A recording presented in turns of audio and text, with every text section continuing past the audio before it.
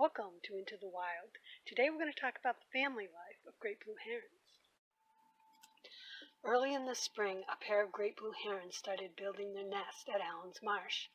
The male brought the sticks and the female built the nest. She left the sticks in piles in a dead tree several feet high above the water. Eventually, she laid the eggs about one every 2 days. Herons typically lay 2 to 6 eggs per clutch. The parents take turns incubating the eggs for 26 to 29 days. Heron chicks hatch over a period of several days. When the eggs hatched, 2 of the young were much larger than the third. It seemed that only 2 had hatched for many days, until finally the third was visible. The first chick to hatch will become more experienced and aggressive and therefore grow faster than the younger ones. When the adult great blue herons are catching fish, they swallow them where they catch them. The food goes down the esophagus and enters the upper chamber of their 2-part stomach where it's digested. While the chicks are little, the adults may wait a few hours after hunting to allow the fish to soften before regurgitating them for the chicks. Chicks are born with their eyes open and covered with down. They have gray eyes while the adult eyes are yellow. As they grow, their head is covered with black feathers that gradually change to white, only retaining the stripe through the eye. They keep the black plumage until 2 years old. When a chick sees a parent returning, it clacks its bill, and soon all of them join in.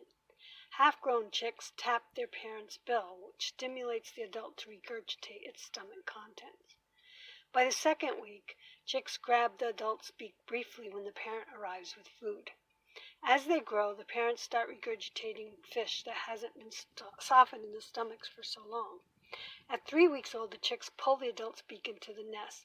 They can also grab tight to sticks with their strong feet so they don't fall out of the nest.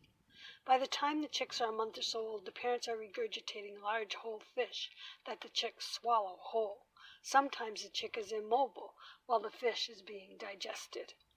As heron chicks approach full size and grow more coordinated, they start grabbing at food before the adult can spit it out.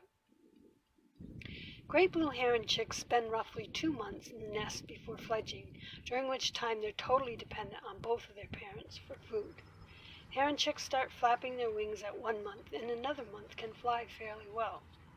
The chicks spend time flapping and strengthening their wings.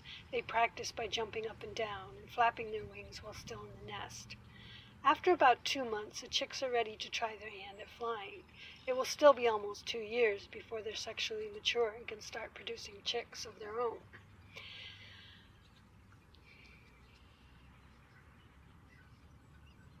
By mid-July, the 2 larger of the Allen's Marsh chicks had fledged, returning to the nest each day to be fed. The youngest siblings may be much slower to fledge than the older ones. After great blue herons fledge, it takes time for them to perfect their fishing skills. They only catch fish about half as often as adults do.